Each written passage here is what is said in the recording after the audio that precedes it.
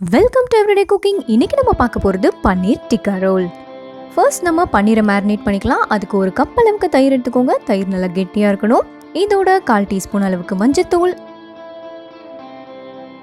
1/2 teaspoon மிளகாய்த்தூள், தேவையான அளவு உப்பு,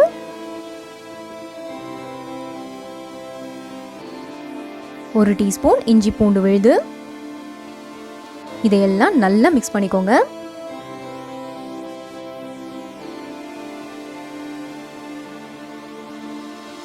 அடுத்ததா நம்ம பன்னீர் சேர்க்க போறோம். நான் 1/2 கிலோ பன்னீர் எடுத்திருக்கேன். நீங்க தேவைக்கு தகுந்த மாதிரி பன்னீர் எடுத்துக்கோங்க. அதுக்கு தகுந்த மாதிரி மசாலாவும் ப்ரிப்பேர் பண்ணிக்கோங்க. இப்போ இதை நல்லா மிக்ஸ் பண்ணி 1/2 மணி நேரமாவது ஊற விட போறோம்.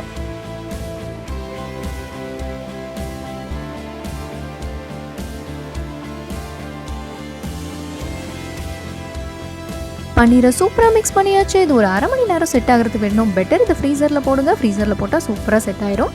செட் ஆனதும் ஒரு பேன் வைங்க, கொஞ்சமாக ஆயில் விடுங்க. மேரினேட் பண்ண அந்த பன்னீரை இதில் போட்டு ஷாலோ ஃப்ரை பண்ணுங்க.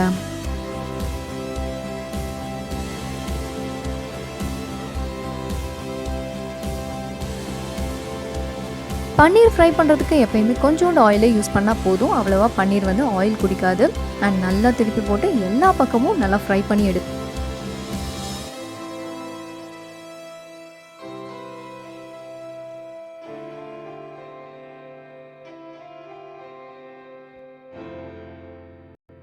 ஒரு ஸ்டேஜில் மசாலாலாம் பன்னீரோட சூப்பராக செட் ஆகி தனித்தனியாக ஃப்ரை ஆகி வரும். அது வரைக்கும் நல்லா ஃப்ரை பண்ணி எடுத்துக்கோங்க.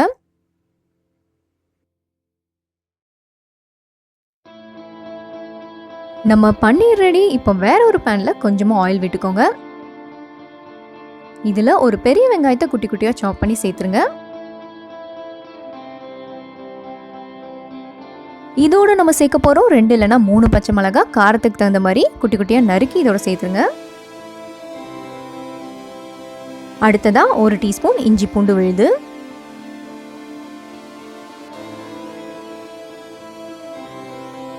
அடுத்ததா 1 டீஸ்பூன் அளவுக்கு மல்லித்தூள்,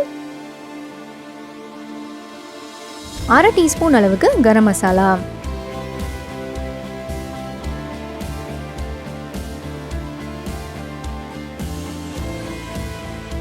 இதோட உங்க காரத்துக்கு தகுந்த மாதிரி மிளகாத்தூள் சேர்த்துக்கோங்க. நாங்கள் 1/2 டீஸ்பூன் அளவுக்கு மிளகாத்தூள் சேர்த்துருக்கோம். தேவையான அளவு உப்பு.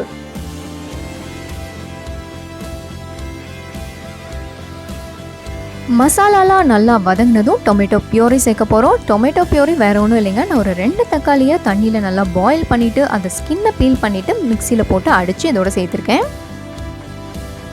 இதோட சேர்க்கலாம் 1 டேபிள் ஸ்பூன் அளவுக்கு டொமேட்டோ கெச்சப்.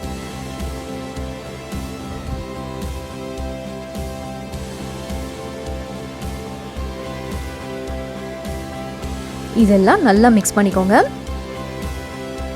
இதெல்லாம் நல்லா மிக்ஸ் ஆனதும் நம்ம 1 டீஸ்பூன் அளவுக்கு கசூரி மேத்தி சேர்க்க போகிறோம். அதாவது காஞ்ச வெந்தயக்கீரை.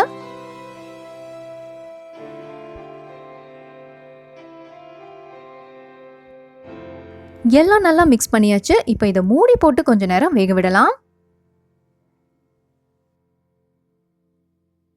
இது இப்போ ஒரு 2-3 நிமிஷம் ஆயிடுச்சு. பாருங்க, தண்ணி நல்லா வத்திருச்சு. இந்த ஸ்டேஜில் ஒரு 1/2 டீஸ்பூன் அளவுக்கு சீரகம் சேர்த்துக்கோங்க.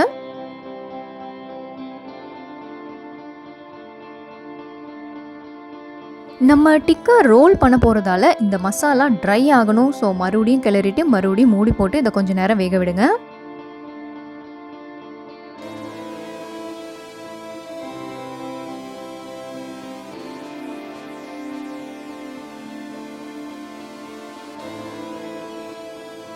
நமக்கு ட்ரை மசாலா தேவைங்கிறனால நம்ம இதில் தண்ணியும் சேர்க்கல. பாருங்கள் எவ்வளோ ட்ரையாக இருக்குது. ஸோ இப்போது நீங்கள் வறுத்து வச்சுருக்கிற பன்னீரை இதோட சேர்த்துடலாம்.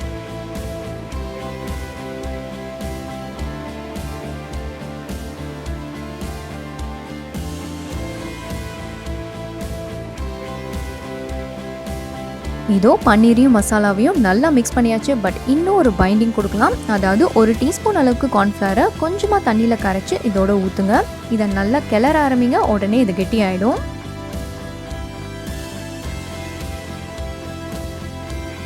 கார்ன்ஃப்ளவர் ஊற்றுனதுமே பன்னீரோட மசாலா சூப்பராக செட் ஆகிடும். இங்கே நல்லா செட் ஆயிடுச்சு. இப்போ இதை ஆஃப் பண்ணி ஒரு பக்கம் எடுத்து வச்சுக்கலாம். அடுத்ததாக ஒரு முட்டை எடுங்க, இதை நல்லா பீட் பண்ணுங்க. இதோட கொஞ்சமாக மிளகுத்தூள் அண்ட் சால்ட் சேருங்க.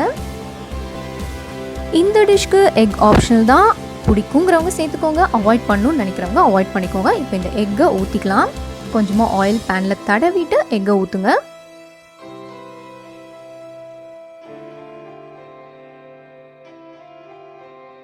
இதோ எக் ஊற்றியாச்சு. நான் இங்கே யூஸ் பண்ண போகிறது நார்மல் சப்பாத்தி, அதாவது கோதுமை மாவு சப்பாத்தி. இப்போ ஆல்ரெடி ப்ரிப்பேர் பண்ணி வச்சுருக்கிற சப்பாத்தியை இந்த எக் மேலே போடுங்க. இப்போ 2 பக்கமும் திருப்பி போட்டு எக்கை நல்லா வேக வைக்க வேண்டியதான்.